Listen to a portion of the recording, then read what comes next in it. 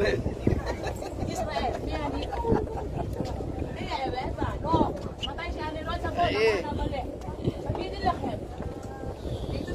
Dito sisir mo. Aban na ako biseda rin siya ba ni Roakol. Dito maganda. Harap.